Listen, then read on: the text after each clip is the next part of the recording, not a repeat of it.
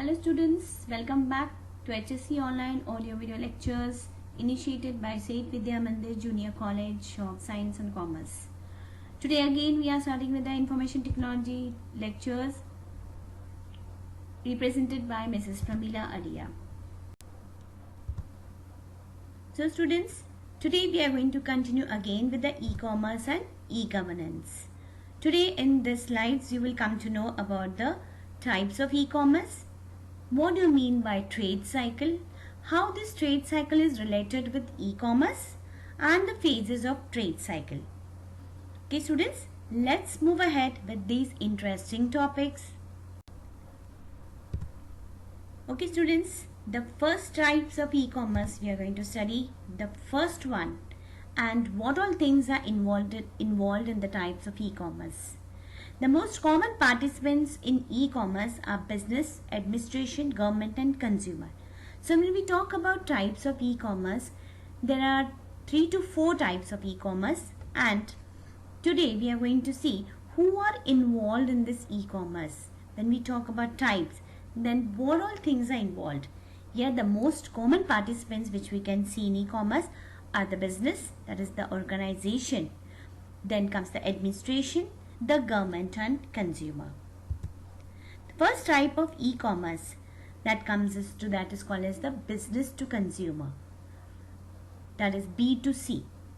In B2C model, what happens? The business directly sells its products to a customer. Here the products are displayed on the website and customer views the products, deals with the organization via email for the dispatch. These B2C business are online retailers. Now this is a very simple phase you can see.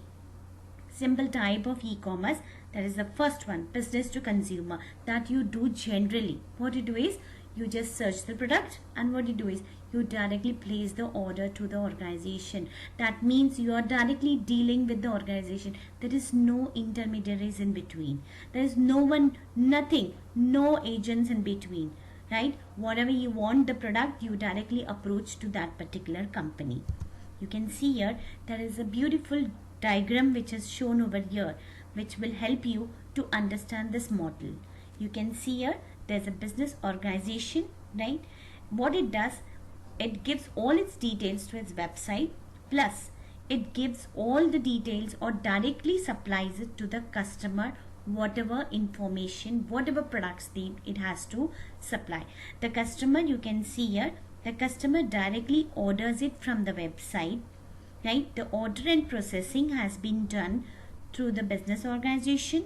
The business organization directly sells or supplies the products to the customer at his doorstep, right? For example, you can see the examples are Amazon and Flipkart. Yes, these are the best sites which you always visit for dealing, for shopping, right? So that is called as the e-commerce, which you do it day-to-day business, shoppings and all, products, searching the products and all these things which you do. That is called as the B2C model, the first model. Here in the diagram also you can see in the picture format it has been shown that there is an organization over here. Once the order is placed, right, it goes to the shopping cart, to the card, that is details, that is you have done the payment, the order form, the payment is done, payment is everything is completed by this particular organization, then sends it to the warehouse. From the warehouse, all the details, all the products is been dispatched to your doorstep. So this is the first model, that is called as the business to consumer model, right? That is the first type of e-commerce which we say, that is business to consumer, B2C model. Let's move ahead with the other type of e-commerce.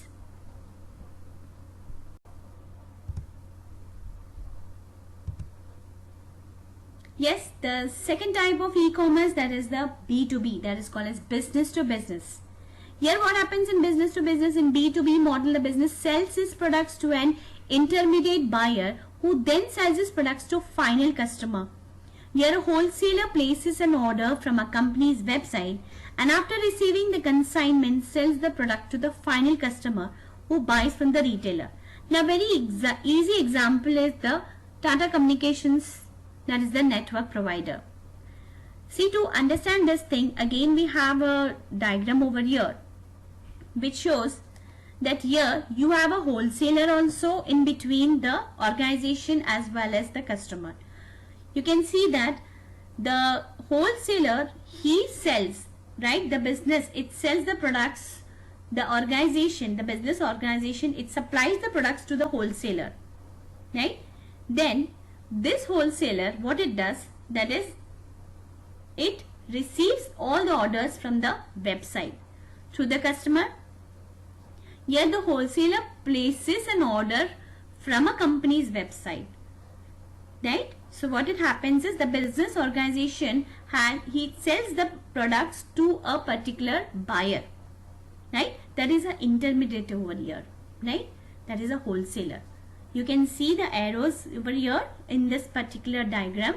From the business organization, all the products, that is, they supply it or they sell it to the wholesaler in between. Here the wholesaler will place an order from a company's website and after receiving the consignment sells the product to the final customer. So directly here you are not connected to the business organization but through the wholesaler. The wholesaler is connected to the business organization as well as to the customer.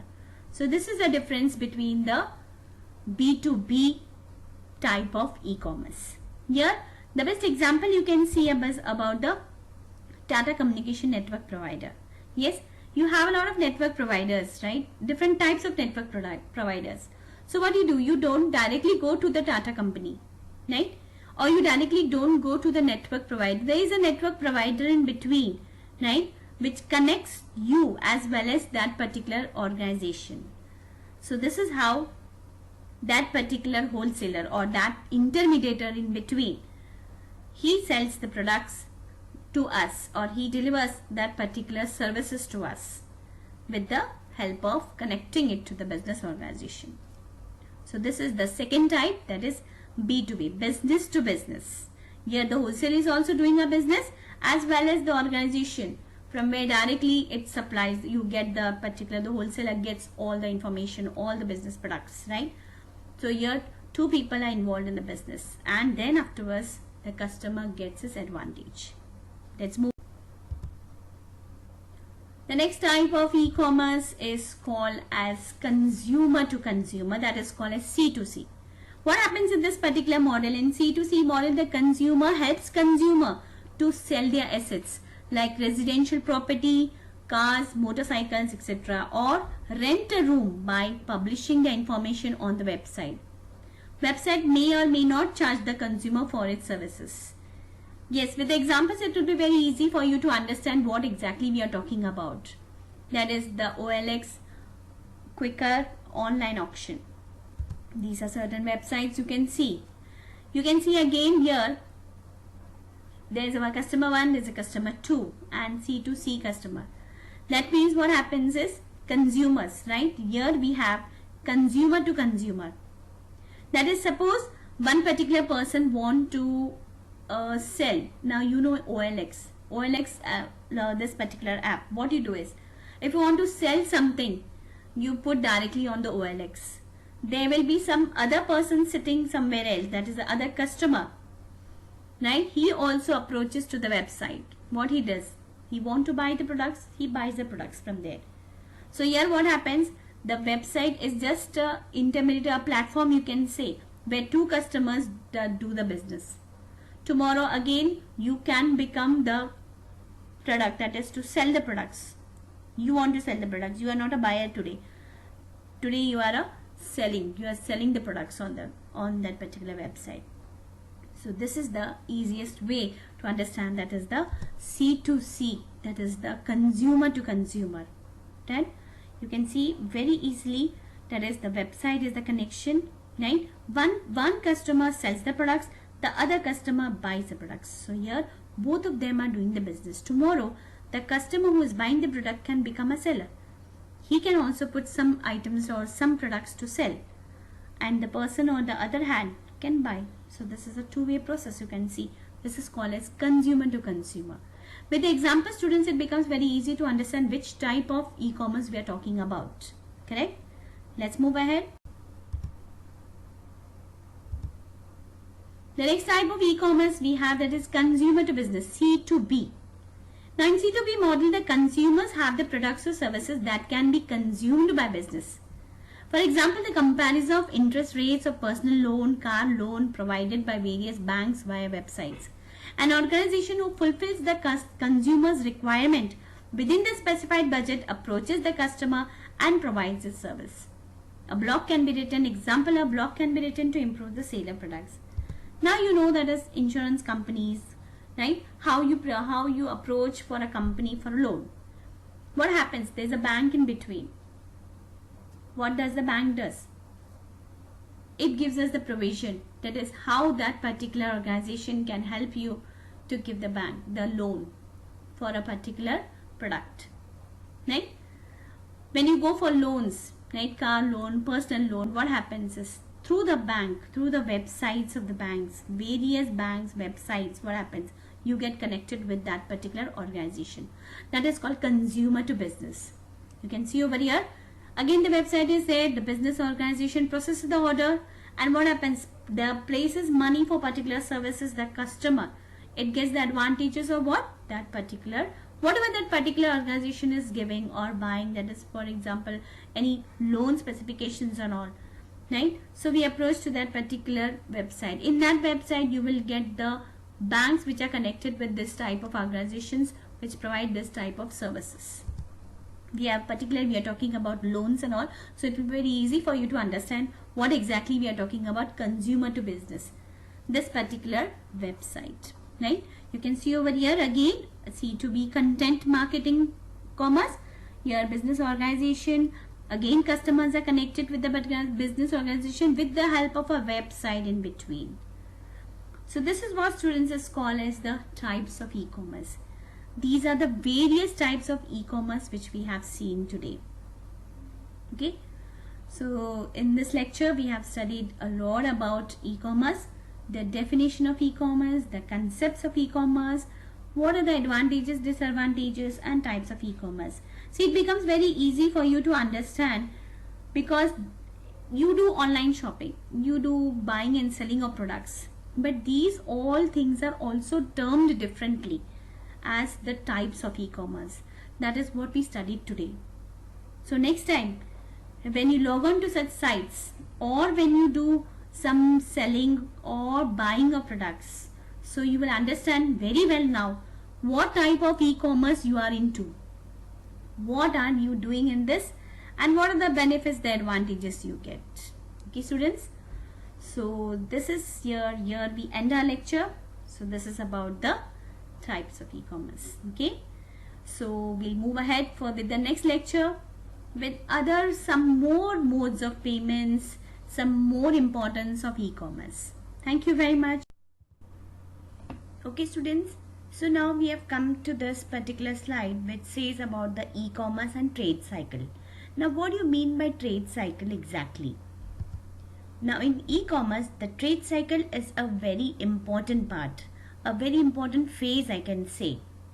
A trade cycle is the series of exchanges between a customer and supplier that take place when a commercial exchange is executed. Now that means what happens is exactly a trade cycle. When we say about a cycle, that means this process is repeated again and again. So that is what it is said over here. In e-commerce, what is that process, which is that phase which we go on doing again and again, or it is repeated just like a cycle. Okay, so this is what is said. There are three phases you can say, that is pre-sales, execution, settlement and after sales. Here, to simplify this particular term, you can see over here, the trade cycle, conducting a commercial transaction involves the following steps. Now what happens is, now see, it's very simple to say that whenever you log on to any particular site for doing some trade, that is, or doing some e-commerce which we can say, so this particular trade cycle, how it moves about. The first step is what you do is, that is, you search the information, you negotiate. That is the first phase, that is called as the pre-sales. Then comes the execution state, that is order and delivery. And the third one comes the settlement and after sales. Now what you can see in settlement? In settlement you can see an invoice has been raised and the payment procedure has been made over there.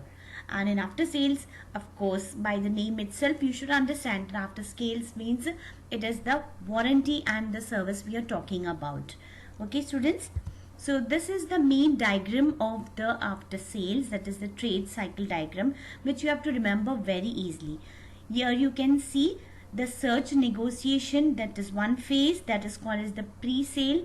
Then the execution sale, then execution, that phase comes, then comes the settlement and after sales. Now when I talk about a cycle, here you can see the repetition process goes on in execution, settlement and after sales. You can see all these three are connected together. Once the order has been placed, after that the second thing comes execution, then settlement, then after sales. So here in this particular thing you can see this is EDI. What is this EDI? You can see this later on. That also will be explained to you. Okay students, let's move ahead. Okay students, here we come to the phases of the trade cycle in detail. Here you can see how each phase has been showed and explained detailed way. Now first, as you said, the first one is the pre-sale. Pre-sales means this is the first phase of trade cycle. In this phase, the customer search a required product to be purchased. Negotiate here means the customer finds a supplier who offers a good quality product at cheaper rate and then agrees to purchase it.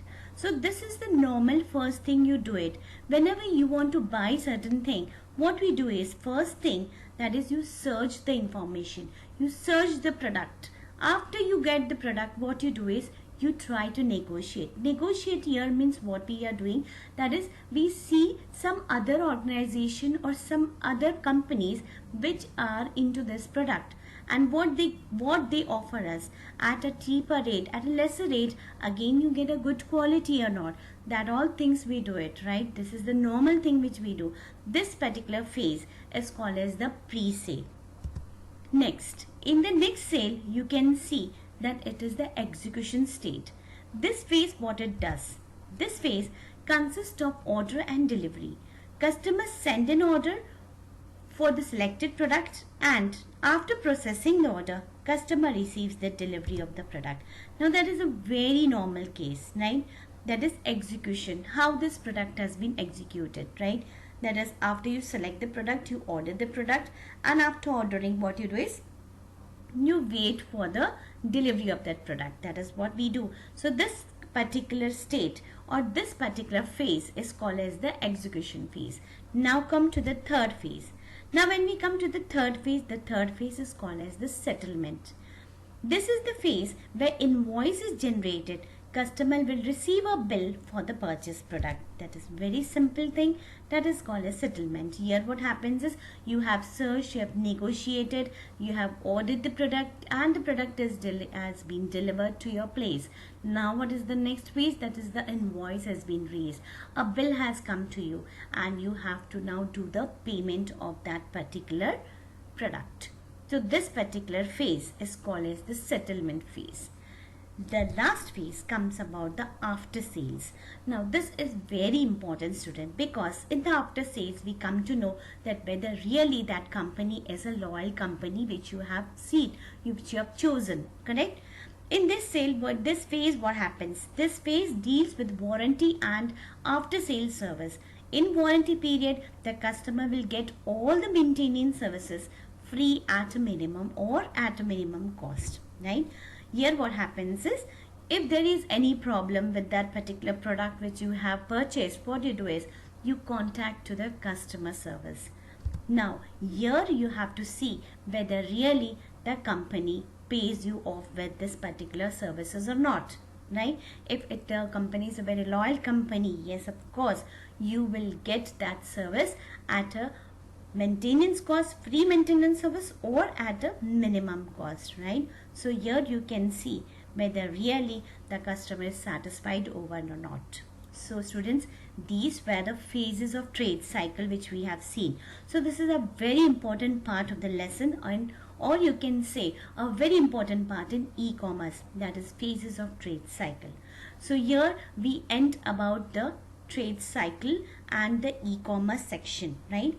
Now next, in the next lecture, we will be seeing again some more details, some more phases, that is some more things about the e-commerce. Okay students, so here we end the lecture. Thank you very much.